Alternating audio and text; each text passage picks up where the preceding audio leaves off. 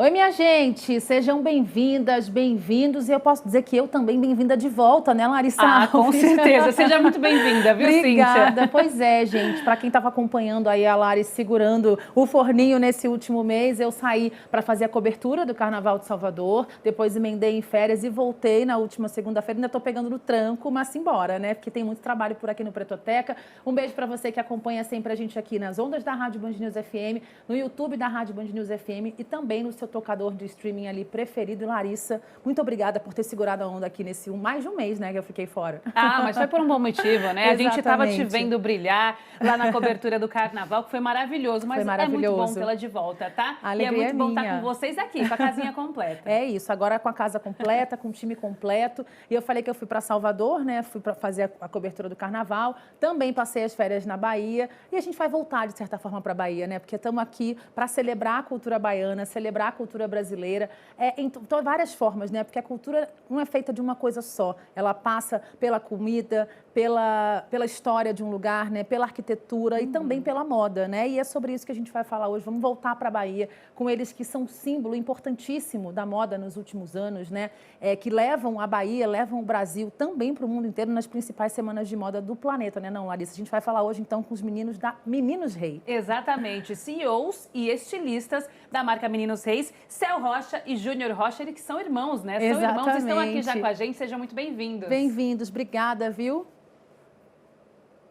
Olá, gente, bom dia. A gente que agradece esse espaço, poder contar um pouquinho da história desses 10 anos de marca.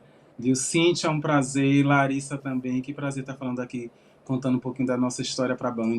Que legal, a gente ouviu o Júnior falando com a gente, o Céu, o irmão que está aí ao lado. Fala também com a gente, Céu, dá aquelas boas-vindas aí. A gente está, mais uma vez, assim, super feliz em estar podendo contar um pouco da nossa história.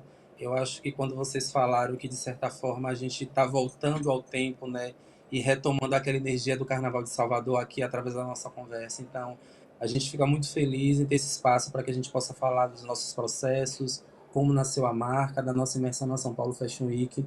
Acho que vai ser um bate-papo super bacana aqui com você da Pretoteca. Sem dúvida, já está sendo. E ainda falando do Carnaval de Salvador, lá na hora da passagem ali dos trios pelo camarote da Band, eu lembro de vocês passando lá embaixo, Juliana Guimarães cumprimentando vocês cumprimentando Juliana.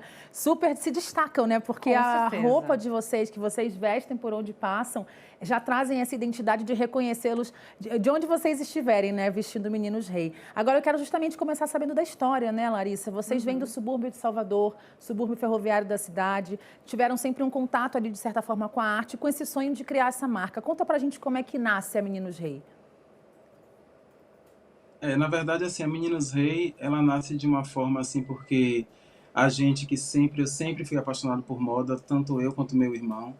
E assim, nós trabalhávamos no varejo, né? Eu trabalhava em uma loja, meu irmão também trabalhava em outra. Aí eu tive uma oportunidade de entrar para trabalhar com a nossa atual ministra Margarete Menezes, que no qual eu trabalhei durante 25 anos com Maga. E aí eu entrei como stylist, e aí eu cuidava do figurino, eu que organizava tudo.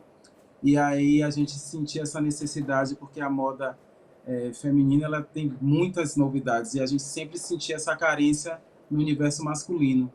E aí eu falei, Céu, vamos lançar uma marca, porque a gente quer uma marca que seja muito diferente, muito ousada. E aí eu nunca esqueço dessas palavras de Carlinhos Bravo, que eles falaram, ele chegou pra gente e falou assim, meninos, vocês têm essa ousadia, né? Vocês chegam e assim é sempre com muita cor, muito colorido, então as pessoas comentavam, nossa, que roupa diferente, de onde é essa roupa? E, não, é a gente que faz, a gente que produz mesmo. Aí sempre as pessoas iam comentando, e aí eu falei, não, Céu, vamos fazer uma marca que a gente possa mostrar um pouquinho a nossa história, falar da nossa ancestralidade, a gente bebe dessa mãe África, né, que a gente trabalha com os tecidos africanos, que a gente o reapresenta com outras modelagens, e aí a gente foi, e graças a Deus a marca vem dando certo, e a gente já completamos 10 anos e é muita história ainda que ainda está por vir, mas graças a Deus vem dando muito certo. E vocês falam sobre contar histórias, né? Como é que é esse processo criativo também? Das escolhas das estampas, do que vocês querem trazer também de conteúdo, de ancestralidade para toda essa composição que vocês fazem?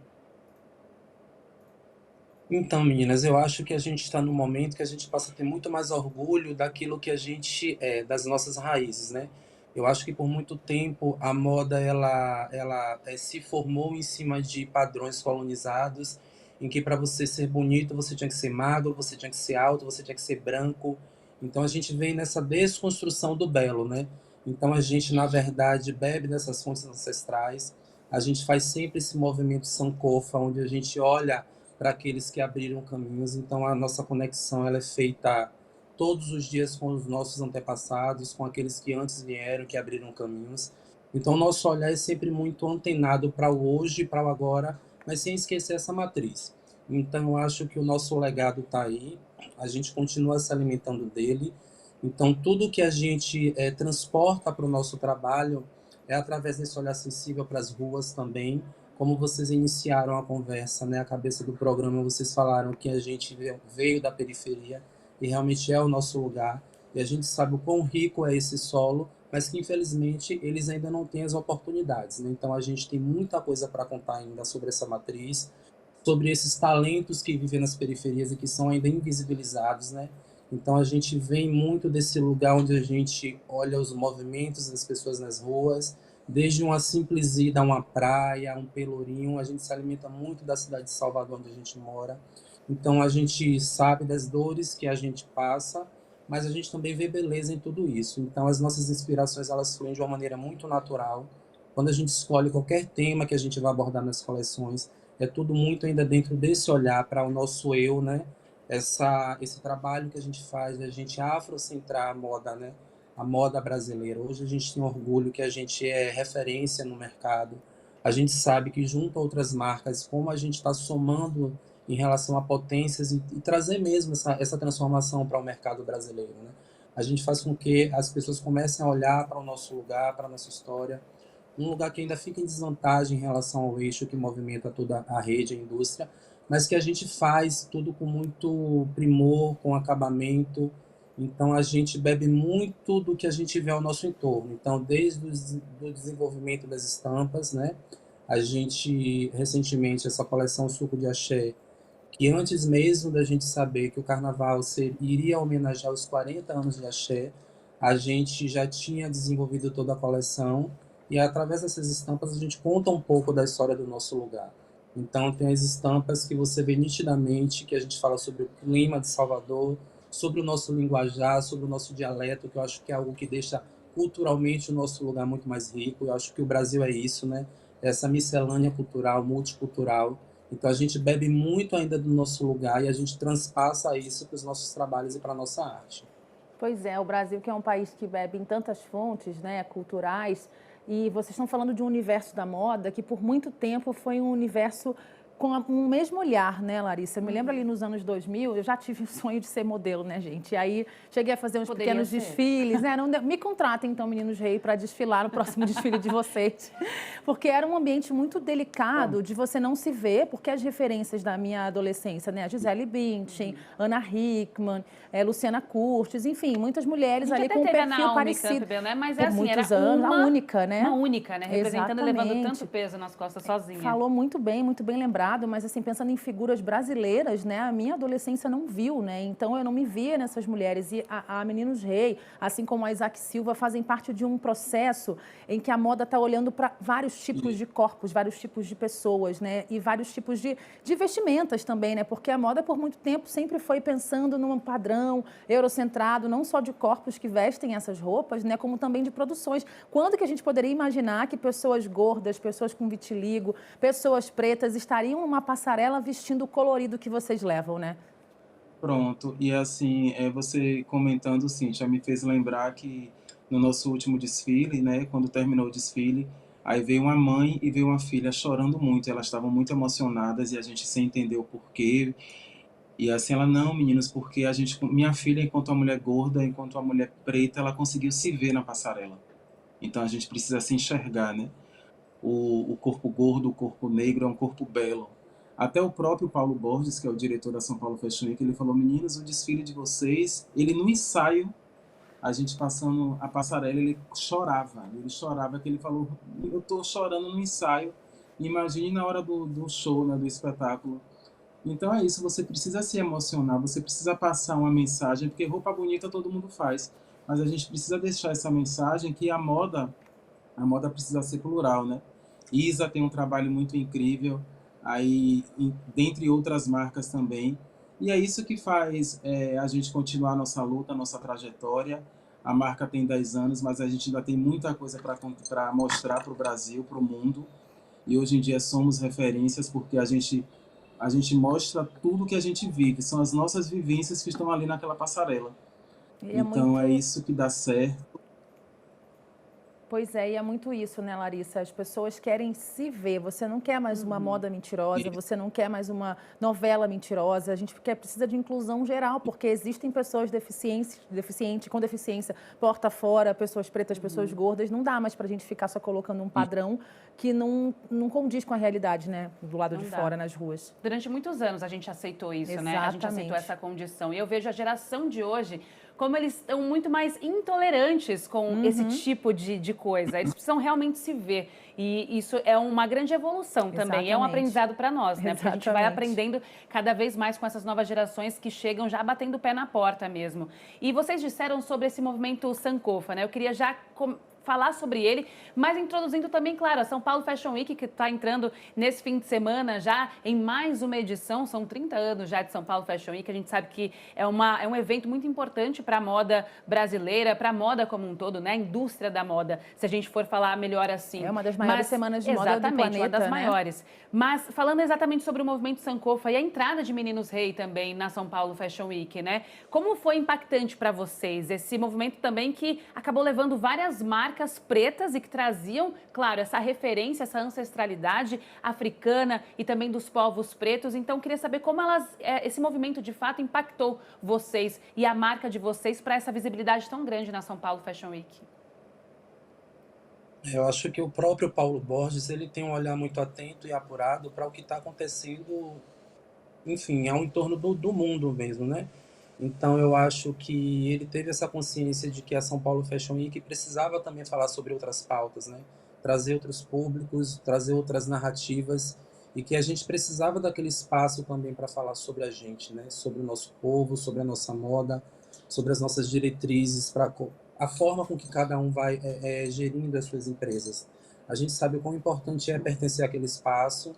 A gente tem um crivo realmente da maior semana de moda da América Latina, em que todo mundo que trabalha com moda sonha estar naquele espaço, mas a gente sabe que não é fácil, principalmente para marcas que estão fora do eixo, né?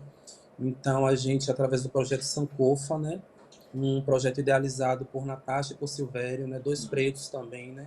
Então eles tiveram essa iniciativa de apresentar esse projeto para o Paulo Borges e o Paulo aprovou prontamente, onde eles davam visibilidade a 8 marcas racializadas, né?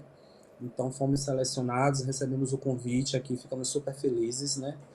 E aí no primeiro desfile físico, né, a gente estreou, na verdade, com o Fashion Film, porque ainda estava no finalzinho da pandemia, e a gente fez um Fashion Film de 3 minutos, e aí veio a edição seguinte, onde já estava sendo mais maleável, né? Então as pessoas já estavam tendo contato com as outras, então a gente apresentou o nosso desfile físico, e foi um desfile onde a gente salve o povo de rua, onde a gente falou sobre todas essas entidades.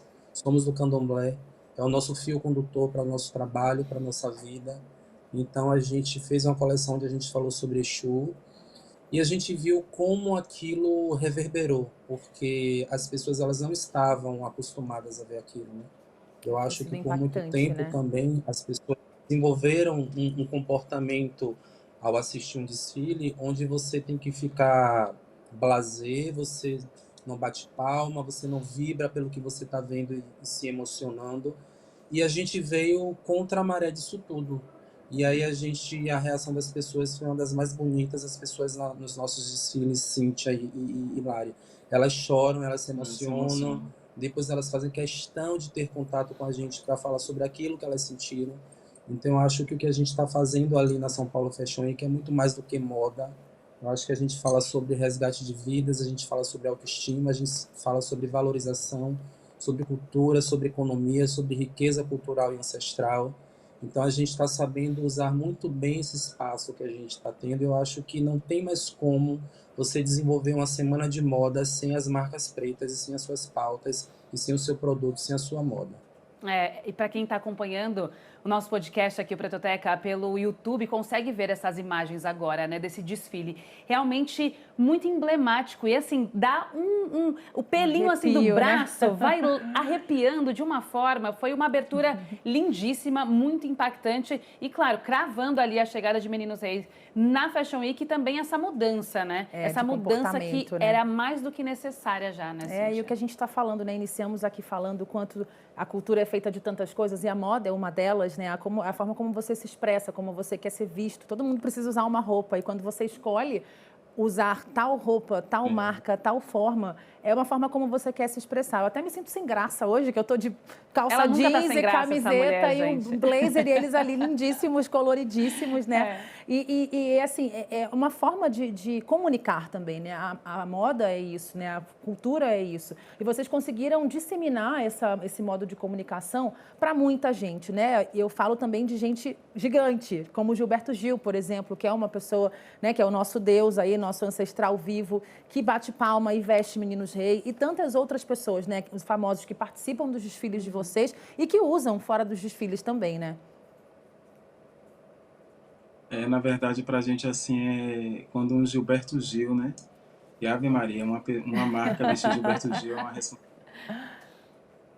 Eu lembro que nós estávamos participando de um evento que acontecia no Festival de Verão, que era Arena Sensações, que no qual eles convidaram 10 marcas daqui de Salvador para estar nesse espaço. E aí, uma das pessoas que estavam à frente desse projeto era uma das filhas de Gilberto Gil.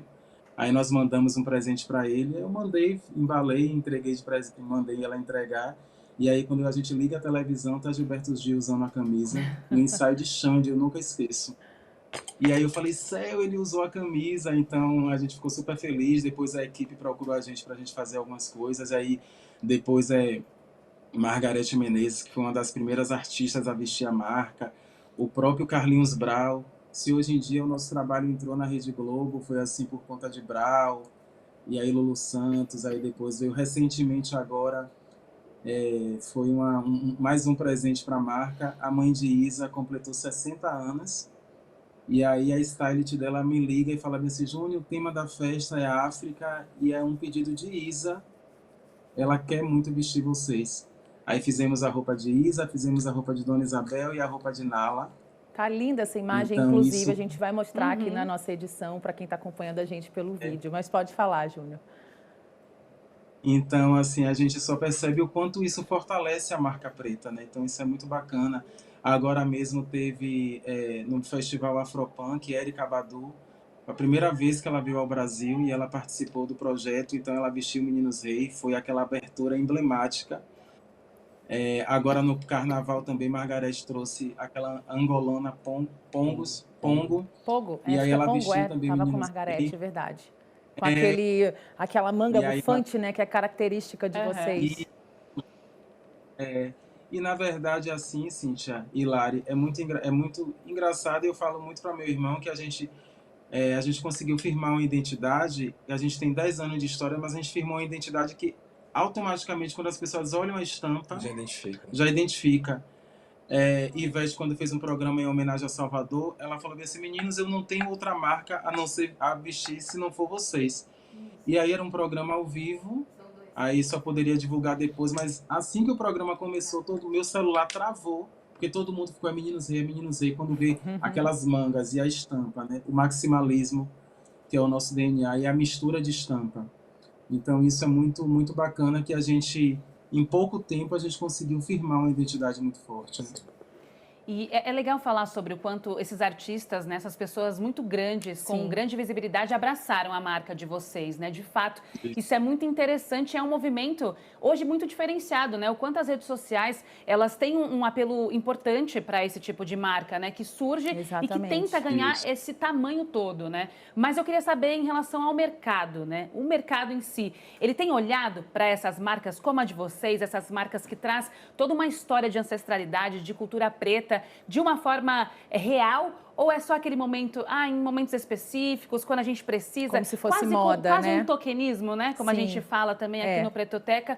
Ou, de fato, há um olhar mais sensível e um olhar atento também, claro, para essas novas marcas que trazem, claro, essa cultura, essa nossa cultura ancestral e preta.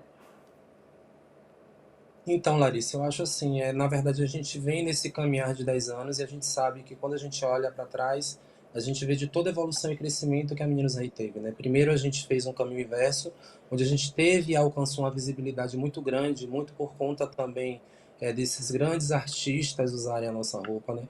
Hoje a relação que a gente tem com eles é uma relação de cliente e de marca, né? Eles consomem os nossos produtos, a nossa moda, eles pagam por esse produto que eles usam. Aí tem muita gente que fala, nossa, esses artistas, eles realmente pagam? Sim, gente, eles pagam. Eles pagam. No início, a gente fez o caminho que todas as pessoas fazem ao lançar uma marca, um produto, onde você apresenta o que você está desenvolvendo para que haja essa troca, né, da visibilidade do artista, linkando com aquele produtor, com aquele criador, enfim. Mas o tempo foi passando e a gente conseguiu estabelecer realmente essa relação de compra e venda, né? Mercadologicamente falando, a gente sabe da importância que a gente precisa ter para fazer com que o nosso negócio ele se ganhe uma expansão. Então, a gente conseguiu avançar muitos setores, mas que a gente percebe que as nossas pautas são pautas que o mercado quer consumir. Todo mundo quer estar no politicamente correto, todo mundo quer falar sobre o negro, sobre a pauta LGBT, enfim, diversos setores da camada da sociedade que a gente faz parte, o mercado ele quer consumir. Mas eles ainda não consomem da forma que deveria, no sentido de as oportunidades elas são ainda distintas em relação a uma marca ou um produto que falam sobre pautas brancas, sobre pautas que realmente elas não interferem no pensamento das pessoas, na construção das pessoas, né? Então a gente sabe que as nossas pautas, o nosso produto, por mais que ele cause esse impacto imagético inicial, mas por trás daquela roupa tem toda uma história, né? Então a gente fala sobre muitas pautas. Então a gente tá nesse caminho de prospecção de marca, de ver pessoas realmente que façam essas captações, porque ainda é um pouco difícil da gente chegar nessa grande presa que inicialmente elas sempre falam que o nosso trabalho é um trabalho muito bonito, é um trabalho que precisa realmente receber um fomento econômico, mas que para nesse elogio raso, superficial, e que ele não avança. E a gente sabe por que ele não avança, né? Mas a gente também está se munindo de informação, de estudo, para que a gente consiga também vencer essas barreiras, porque da mesma forma que as outras marcas que têm essa facilidade em gerir os seus negócios, a gente também precisa ter esse olhar econômico, né? Eu acho que o olhar inicial ele é sensível sim por conta do que a gente conta, mas que eu acho que a gente precisa ser bem pago por isso, né? Então a gente aprendeu a dizer muitos nãos, porque a gente entende que isso faz parte do crescimento e da valorização mesmo do seu produto dentro do mercado. Hoje a gente sabe da escassez e eu me lembrei até do que a própria Thaís Araújo falou, acho que a semana passada, que ela quase não diz não aos trabalhos, porque ela sabe que isso leva a um lugar de escassez, que ela sabe que hoje ela é uma atriz preta privilegiada, mas que ela veio dessa construção mesmo, né? Então a gente também aplica isso no nosso caminhar, no nosso DNA de marca, né? Mas que a gente também precisa se posicionar para essas grandes empresas, porque senão a gente não é valorizado por elas, né? Sim. Mas eu acredito que a gente já está num ano muito favorável em relação a isso, e a gente está muito otimista pensando em 2025. Já quero saber o que vem lá para frente de projetos para esse ano, né? Mas eu quero trazer uma provocação para vocês, né? A moda, como a gente falou, né? Todo mundo precisa se vestir, todo mundo precisa usar roupa, né? Mas a moda como arte, como cultura, ela às vezes passa por uma dificuldade de democratizar, né? Essa questão da moda como arte, como cultura mesmo. Eu queria entender de vocês, né? Como é que a gente consegue fazer dessa moda, até que vocês produzem, mais acessível, mais democrática mesmo, até por entender o lugar do qual vocês vêm, né? O subúrbio de Salvador, completamente diferente do que a gente conhece de cidade alta, né? Salvador tem essa divisão, uma diferença social mesmo. Queria que vocês trouxessem um pouquinho como a gente pode fazer para democratizar essa moda. Na verdade, assim, meninas, a gente vem também desses questionamentos, né? Algumas pessoas até falam pra gente, nossa, mas um top bufante de vocês é X valor e vocês falam que é um produto feito para o povo preto, mas vocês sabem que o povo preto ainda não tem o poder aquisitivo para. E a gente fala muito nitidamente, claramente sobre os nossos processos, que não é fácil, mas a gente também não pode se apegar a isso e simplesmente colocar o seu produto num rol comum para que a gente não avance, cresça e simplesmente alimente esses questionamentos, né? A nossa pauta é nossa, né? E eu sempre falo para o meu irmão que tudo que a gente conseguiu e tudo aquilo que a gente vai conseguir ainda é com muita dificuldade, né? Então, no mesmo desejo que eu tive com o tênis que eu vi e que eu comprei e parcelei de 10 vezes, isso é um relato pessoal, eu acho que quando esses meninos, essas meninas, essas pessoas me questionam, eu falo, olha, eu dou meu relato falando sobre aquele produto que eu desejava e que trabalhei para ter, mas eu falo para eles, não, você também pode ter, mas aqui a roupa de vocês eu tô achando um pouco cara. Eu disse, não, mas ela não é cara, porque o processo para que ela seja feita tem toda uma cadeia que ela precisa ser paga, ser custeada, né? Então eu acho que depois que a gente explica isso para eles, que a gente entende que há um desejo muito grande, mas que existe realmente essa dificuldade em relação a ter esse acesso para ter essa grana para comprar, porque como você mesma falou, Cíntia, existem necessidades que são prioridades, né? Então, às vezes, a moda realmente está naquele lugar que ela vai ser a última a ser vista, né? Por mais que você tenha o desejo de consumir aquele produto.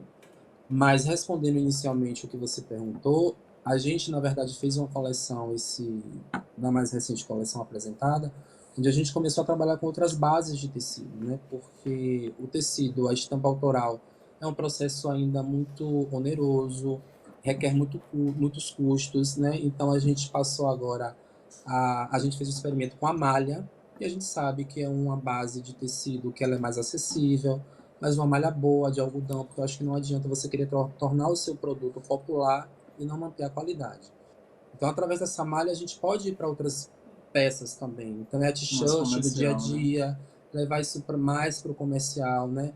Fazer um produto e desenvolver um produto que a gente possa realmente ter um valor um pouco mais baixo, para que outras pessoas que de repente querem consumir o nosso produto e não têm condições, de repente eles podem consumir aquele produto. A gente já está também passando a desenvolver acessórios também com ticket médio mais baixo, pensando também nessas pessoas, né, que têm o desejo de consumir o nosso produto, mas que infelizmente elas ainda não têm poder aquisitivo para. E que não é um produto super caro, mas que ainda é a realidade do nosso país, entendeu? E a gente sabe que isso, de certa forma, acaba afastando também um pouco. Quando meu irmão inicialmente falou que a gente trabalhou muitos anos no varejo, é porque a gente que é da periferia e que a gente gosta de moda, gosta de arte de um modo geral, a gente começa a se aproximar de espaços que façam com que a gente se sinta mais pertencente dentro daquilo que a gente vislumbrava como ofício. E aqui em Salvador, o que mais aproximava a gente naquela época da moda eram as lojas nos shoppings, né? Então a gente teve a nossa experiência onde a gente aprendeu muito e a gente leva tudo isso que a gente aprendeu até hoje na nossa marca. E é uma E comparação para essa difícil coleção mesmo, agora, né? Pode falar, Júnior. Sim. e para essa coleção agora que foi a Suco de Axé, a gente já começou a perceber que, Céu, vamos para uma malha, vamos fazer uma t-shirt, vamos fazer um bucket com um custo mais baixo para a gente ter acesso a todos, porque acaba que você vai para o Instagram da marca, uma Ivete Sangalo, uma Thaís Araújo, um Lázaro Ramos. Aí todo mundo pensa, nossa, é uma marca que só veste artista e é muito caro. E isso não é verdade. Então, a gente já veio, foi o primeiro, nesse verão, lançamos a Beachwear, que foi também uma coleção que a gente trouxe a Lycra.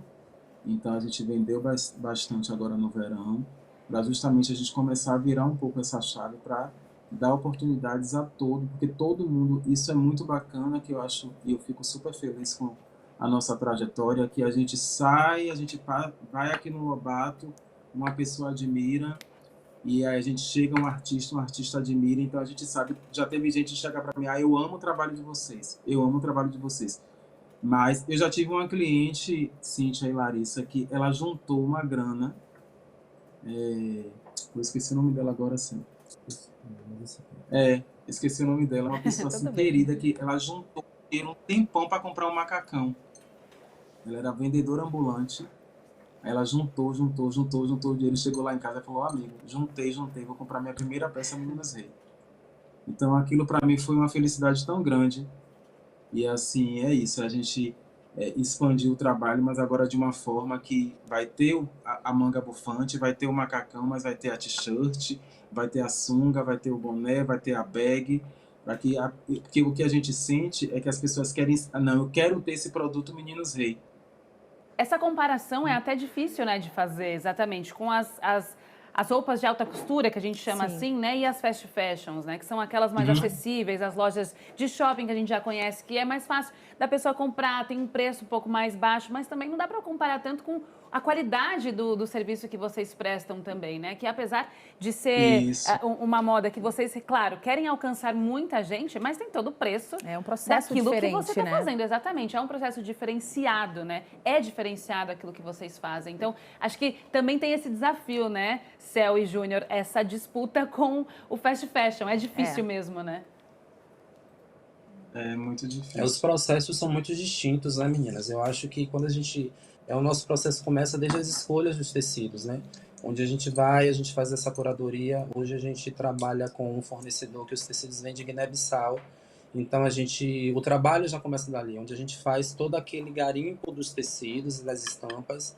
E um top manga bufante, quando você vai para a mesa de corte, algumas peças têm 5 estampas, 3 estampas, então o mosaico começa ali, né? O fazer é quase um trabalho artesanal e manual. E sem contar que os processos realmente eles são amparados de uma outra forma. Os suportes são muito distintos, muito diferentes, né? A gente ainda não tem a nossa estrutura, então a gente trabalha com costureiras terceirizadas, então cada uma fica em um bairro. A gente ainda olha muito para o nosso entorno, então algumas delas ficam mais concentradas em Itapuã, e ali a gente vai fazendo a nossa máquina funcionar, né? Então a gente trabalha muito por demanda. O nosso estoque é um estoque que ele vai sendo alimentado de acordo com o que vai sendo vendido. Então é uma outra logística, é um outro comportamento, é um outro olhar, é um outro funcionamento. Então eu acho que, como você mesma falou, comparar com essas grandes marcas chega até a ser cruel, né? Mas que a gente entende que o avançar também a gente lida com essas questões, né? Mas eu acho que não existe a fórmula perfeita. O que existe é você ter um entendimento, né, como você funciona no seu dia a dia, você respeitar que o seu limite é esse, que o limite das costureiras, respeitar o que você tem de grana para investir naquele momento na sua marca, e continuar, todo dia uma vitória, desde uma estampa que você faça, uma máquina que você compre, tudo deve ser comemorado, tudo deve ser celebrado, porque a gente sabe o quão difícil é viver de arte aqui no nosso país, né? Então a gente fica muito feliz também porque a gente está conseguindo avançar, mas de uma forma muito natural, muito leve, sem se cobrar tanto. Eu acho que essa fase ela já passou. A gente quer avançar, a gente tem as nossas ambições, mas tudo muito dentro da normalidade. E é muito agradecer a vocês, né? Pode falar, Júnior, desculpa. Eu lembrei agora falando de figurino de roupa, eu lembrei do figurino de Débora Seco, né? Que é aquele vestido de Débora que ela usou no baile da Vogue. E o tema do baile da Vogue, na época, era a Brasilidade Fantástica. E aí Débora, a equipe dela, procurou a gente, ela falou assim, não, meninas, eu quero vestir. Aí fez o figurino, o vestido ficou lindo. E todo mundo só liga e fala, eu quero o vestido de Débora Seco. Mas, meninos, quanto é esse preço? Pelo amor de Deus. Eu acho, meninas, que a gente já vendeu uns 7 ou 8 vestidos. Todo mundo já liga e fala, gente, é muito engraçado, porque eles já ligam assim, eu quero fazer um orçamento, mas eu não sou Débora Seco. Eu quero vestido de Débora Seco, mas eu não sou Débora Seco, viu, meninos? Pelo amor de Deus. E aí, quando a gente passa o orçamento, as pessoas chegam, eu achei que era até mais caro. Então eu falei, tá vendo aí? Mas é um vestido que tem aquele vestido de Débora teve quase 80 metros de tecido. Não, aí eu falei, não, mas é um vestido, é um tecido especial, é uma modelagem, é tudo. Então, agora você falando, eu consegui lembrar aqui. Não, exatamente, né? E passa por algumas questões, né? Quero até agradecer vocês por estarem respondendo de uma forma tão elegante. É uma questão delicada. A gente está falando de dinheiro, né? Num país desigual, onde 70% da população ganha um salário mínimo, mas que a gente se inspira. A televisão está aí, a internet está aí. A gente quer ser parecido com alguém, né? Quer vestir o vestido da Débora Seco. Eu já liguei para a Globo para pedir a roupa, perguntar o que a Thaís Araújo estava vestindo em Viver a Vida, né? Existem canais né, de televisão, enfim, para saber o que as pessoas estão vestindo mesmo. E agora o que vocês falaram de realmente acabar custando um pouco mais, porque passa por um lugar de sustentabilidade até social, porque a gente sabe que fast fashion, volta e meia a gente traz denúncias de que estão explorando trabalhadores, não estão pagando trabalhadores, pagando centavos para pessoas trabalharem. Trabalho escravo mesmo, né? E vocês acabaram de lembrar das costureiras que trabalham para vocês, que recebem um salário justo. Então, isso é diferente, né, de marcas tão globais que estão fazendo um trabalho que a gente não sabe nem como que é exatamente, né, na prática. A gente tem a nossa equipe de costureiras, né, como o meu irmão falou. Em Itapuã, a gente tem Silvinha, a gente tem Silvana, a gente tem Juliana, que são de Itapuã. A gente tem Josélia, que trabalha com a gente de lá de São Cristóvão. A gente tem Iris, que trabalha também com a gente lá de Costa Azul. E eu achei, você tocou em um assunto que recentemente nós trabalhamos no Carnaval e aí a gente trabalhou muito com Silvia, trabalhou bastante. Mas no final ela falou bem assim, meninos, eu quero te agradecer, porque com esse trabalho ela conseguiu comprar uma moto para o filho dela. Olha que lindo. Então, isso é muito bacana, entendeu? Então, isso é muito legal quando você fomenta a sua ali com a própria comunidade, entendeu? Tem Josélia que trabalha em São Cristóvão, ela fala, meninos, essa grana que eu ganhei aqui com vocês, eu consigo ajeitar meu ateliê, eu consigo comprar uma coisa que eu queria tanto. Então, isso é muito legal. Isso a gente fortalece muito o nosso trabalho. A gente é uma luta diária, mas isso só faz impulsionar para que a gente continue. Aí é o que eu falo todo dia, meu irmão. Se a gente tem aquela oportunidade, a gente vai trazer os nossos. Se as costureiras, vamos colocar as costureiras aqui do nosso bairro.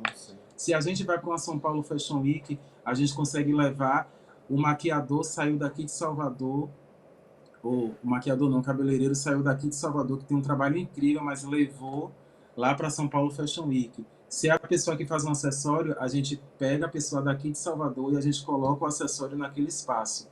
É a gente trazer os nossos para aquele espaço que é nosso, né, na verdade. E a gente também tem essa consciência dentro da nossa marca, né? Esse trabalho que a gente faz também com todo o nosso resíduo têxtil, onde a gente separa para 3 famílias de lá de Itapuã mesmo, e eles ressignificam aquele descarte, né? E aí tem uma que faz acessórios, tem outra que faz panos de prato, e aquilo complementa a renda também. Então, ainda que pouco e que pequeno, eu acho que são pequenos gestos e ações que começam a trazer também essa transformação, né, para a sua marca, para quem está à sua volta. Então, a gente tem também esse compromisso social que a gente alimenta isso na nossa marca.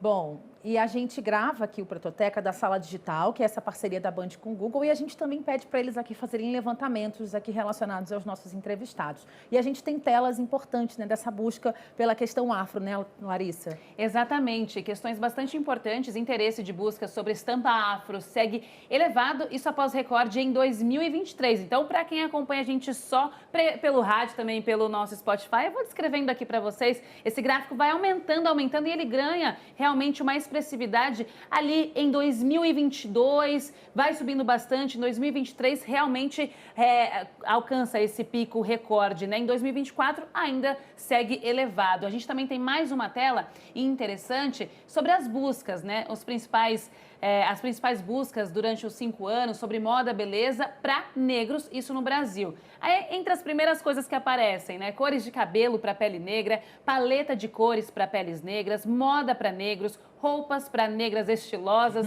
moda praia para negras. Isso é bastante interessante, muito, né, Cíntia? Porque as pessoas estão buscando para se inspirarem. Se identificar, exatamente, né? se identificarem. É legal, porque você procura mesmo, e não só no Google, outras plataformas também, para você realmente, de alguma forma, montar ali o seu look e tá por dentro do que é moda para pessoas negras hoje no Brasil, né? Exatamente. E nesses 10 anos, né, Júnior e Cel, que vocês já estão aí com essa marca em todos os lugares, consolidadas, acessando lugares muito importantes, né, que a gente já sabe que é uma luta, é difícil, né? Com certeza vocês passaram por muitos desafios durante esses 10 anos, mas eu queria saber, na visão de vocês, o que mudou, né, de lá, desse comecinho de vocês até agora, em relação à marca, em relação a essa visibilidade, em relação a colocar realmente essas pautas importantes, para muito além só da discussão, mas também em passarelas, para também em acesso a uma moda diferenciada. Eu acho, meninas, que assim a gente consegue nitidamente fazer esse retrospecto e ver o quanto avançamos, né? Eu acho que o lugar que hoje a gente ocupa é um lugar realmente de privilégio, de escuta, né? O privilégio mais nesse lugar mesmo, de você estar de repente numa São Paulo Fashion Week e que você tem todos aqueles veículos de relevância, né, na moda, a Vogue, Le Officiel, enfim, todas aquelas marcas querendo ouvir a sua história. Eu acho que a partir do momento em que a gente começa a recontar por nós mesmos as nossas histórias, isso já é um avanço muito grande. A gente sabe que a gente foi um povo colonizado e que contava a nossa história. Hoje não, hoje a gente fala, hoje a gente tem vez e tem voz. Eu acho que cada programa que a gente chega e que a gente tem esse canal aberto para que a gente possa falar sobre os nossos processos, sobre as nossas lutas, mas que a gente também quer falar sobre as vitórias que a gente teve, né? Então a gente consegue perceber esses avanços. Hoje a gente consegue fazer uma São Paulo Fashion Week com dificuldade, sim, mas a gente, quando a gente olha para trás, hoje a gente já tem movimentos de parcerias, onde a gente fica num local confortável, num hotel confortável, a gente já começou a alimentar e a criar mesmo vínculo com esses setores que são tão importantes para que um evento aconteça. Então a gente também, a gente não quer romantizar a dificuldade, né, em momento algum, mas a gente também precisa começar a se sentir pertencente desses espaços. Então a gente gosta de estar em bons lugares, de frequentar bons lugares, de ir para o baile da Vogue, de mostrar nossa roupa, de mostrar nossa moda, porque é esse o compromisso que a gente tem com os nossos, né? Eu acho que Viola Davis fala uma coisa que é muito... É quase como um elixir de motivação diariamente, né? Ela fala que a gente precisa ter as nossas referências vivas, né? Então eu acho que o que a gente faz hoje, esse movimento todo de transformação, já é algo que a gente considera como uma das peças mais importantes em relação ao início da marca e onde o lugar que hoje a gente ocupa, né? Então a gente está avançando muito e a gente fica muito feliz com isso. E hoje a gente poder ser referência para tantos meninos e meninas pretas, né, que se veem em lugares que de repente eles não se dão nem o direito de sonhar, mas que através do trabalho que a gente desenvolve junto a outras marcas também que falam sobre as mesmas pautas que as nossas, a gente se coloca num lugar de importância mesmo para o mercado da moda brasileira, né? E a gente vive É, em... e Perdão, Júlio. olhando assim a história da marca, eu lembro do primeiro desfile, né? Nós fizemos o primeiro desfile que foi no Sarau da Helena há muitos, muitos anos. E aí, quando eu olho nosso primeiro desfile para o desfile de hoje, aí eu vejo essa transformação da marca, o quanto a marca vem crescendo. E eu costumo dizer todos os dias a Céu, a gente está engateando ainda, porque ainda tem muita coisa, mas a gente tem as nossas dificuldades, mas a gente consegue driblar essas dificuldades e falar também das nossas vitórias, o quanto a marca está sendo importante para as nossas vidas e para as vidas dos nossos colaboradores. A gente participar de uma São Paulo Fashion Week, a gente participar do baile da Vogue, que eu assisti ao baile da Vogue pela televisão, e hoje em dia a gente já participa de 4, 5 edições, que eu me lembro, acho que é isso, 4 ou 5. Através da São Paulo Fashion Week, a gente leva o nosso trabalho para Milão, e aí eu consigo ver o quanto a gente está buscando esse respeito, esse espaço, quando tem veículos de comunicação como a Band que está aqui nos escutando. Então isso é muito importante para a gente, é o que fortalece a nossa trajetória. E é isso, eu nunca esqueço das palavras que Margareth chegou para mim e me falou. Ela falou assim: Júnior, quando você se propõe a fazer qualquer coisa que você faça, você tem a obrigação de dar o seu melhor. Então eu sou muito chato, Céu também é muito chato, porque a gente chega, se tem uma costura, meninas, a costura não ficou boa, a gente vai precisar desmanchar. Esse tecido não deu certo na modelagem, a gente vai ter que fazer um outro. Eu acho que você tem que ter um acabamento 100%, tem que ser uma roupa que tem uma boa modelagem, que vista bem. Então a gente, quando se propõe a fazer, tem que dar o melhor mesmo. O mérito chega, ok, mas essa obrigação de dar o meu melhor. Então eu aprendi isso para a vida, com essas palavras de Margareth. E é isso, eu acho que tudo que é feito com amor e com verdade floresce. A luta continua todo dia, mas tudo que é feito com muita verdade, um dia a gente chega de uma forma muito natural, como as coisas acontecem na marca, de uma forma muito natural. E a gente vai, o degrau só vai, graças a Deus, só vai subindo.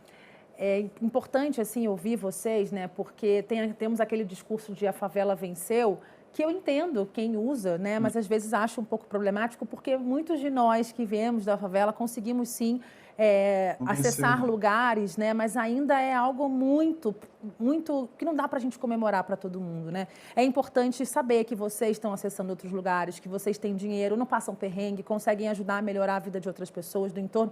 Afinal, nós somos uma sociedade, né? A gente vive em coletividade, então quando a gente melhora, vai passando isso para frente. Mas é importante também entender que o dinheiro se faz necessário na nossa sociedade. Somos um mundo capitalista, com todas as críticas que eu possa ter, eu não vou conseguir sozinha me livrar dele, né? E é importante entender isso ouvindo de vocês, assim, o quanto que o trabalho de vocês pode ajudar a melhorar a vida de outras pessoas e pensar, é delicado você dizer, né? Eu conversei já com a minha transista. Cara, eu sou...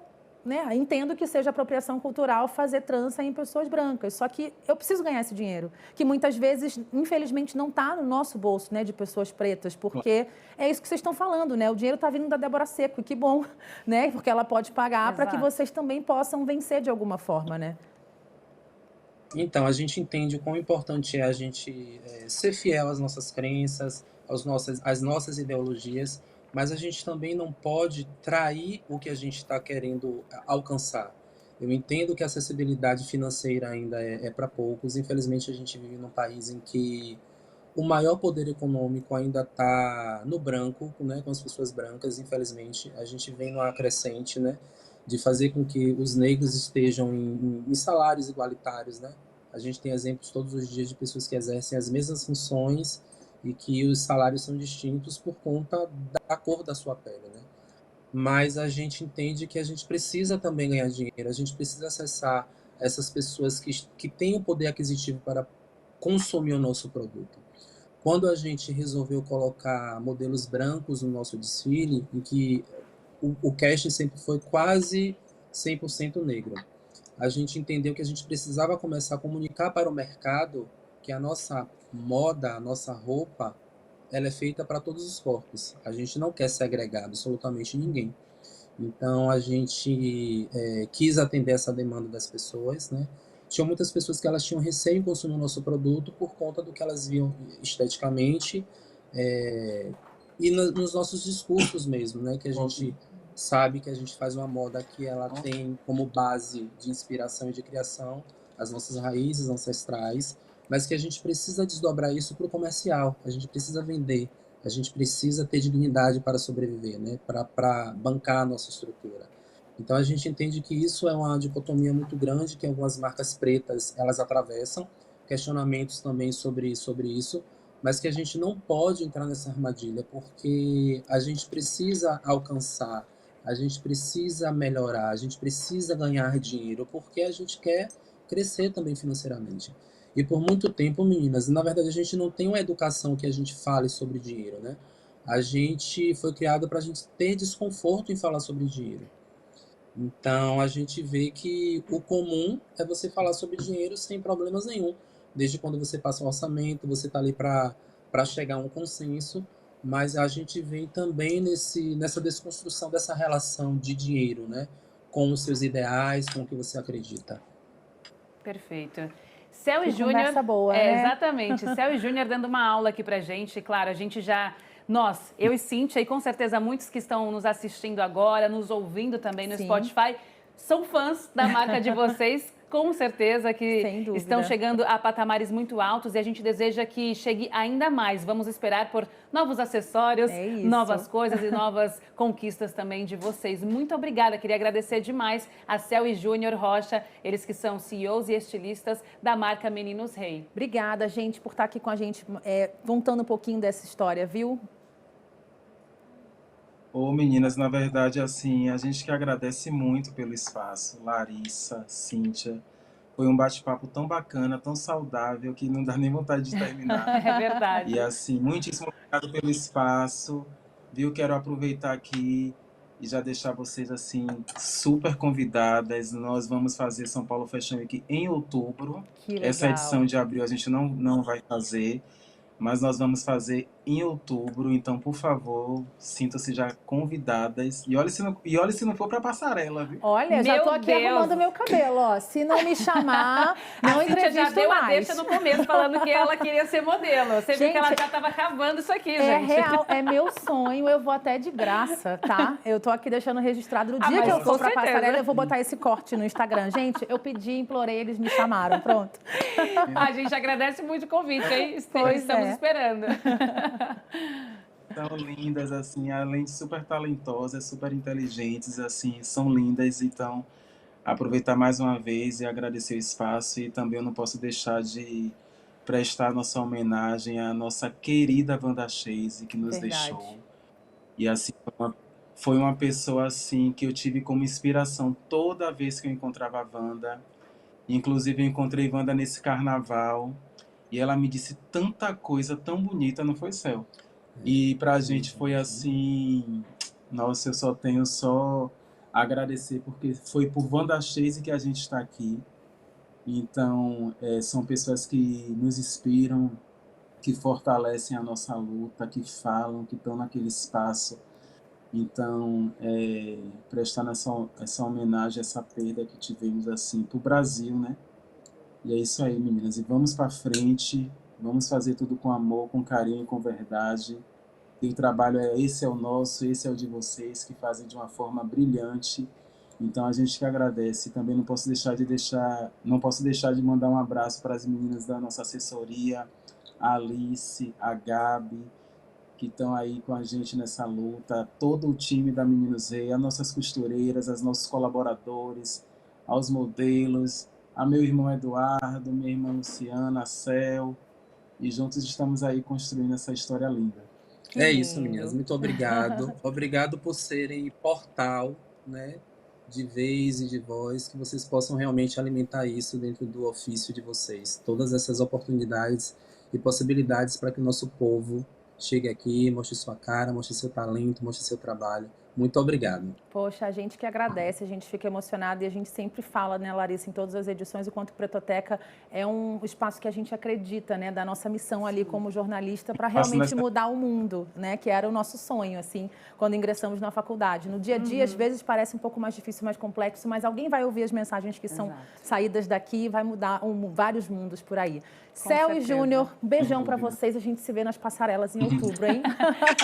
Um beijo, sucesso, sucesso demais para vocês. Tchau, tchau. A gente agradece também a produção muito especial Brilhante, desse programa, brilhante, Tayane Cátia, que nos ajudou bastante, ela que também está nessa equipe de Pretoteca. A gente tem um bastidor de equipe, maravilhoso, só tá? meninas incríveis, meninas pretas, competentíssimas e que são muito engajadas, acima de tudo, né? Então, Tayane Cátia, a edição também de Beatriz Alencar, Maria Cecília Dalal, que foi voar novos voos por aí, ela que fazia a nossa edição do programa, mas a gente também deseja todo sucesso para ela, onde quer que ela estiver. E a gente segue aqui, né, Cíntia? Fazendo esse Pretoteca sempre com muito amor para você. Seguimos, muito feliz de ter essa equipe por trás do Pretoteca. Eu que sou a mais velha dessa equipe e for vendo a transformação realmente de mentes, né, dessa geração mais nova, que chega mais engajada, chega mais segura, chega inteligentíssima para enfrentar os desafios aí do dia a dia. A gente aqui contando histórias maravilhosas também. Sabemos dos sacrifícios das nossas histórias, mas a gente quer contar as histórias de vitória também do nosso povo aqui no Pretoteca. Um beijo para você que acompanha a gente no YouTube da Rádio Band News FM, também pelas ondas do rádio da Band News FM, na nossa rádio, e também em todas as plataformas de streaming. Até o próximo, hein? Até sexta-feira que vem. Beijo.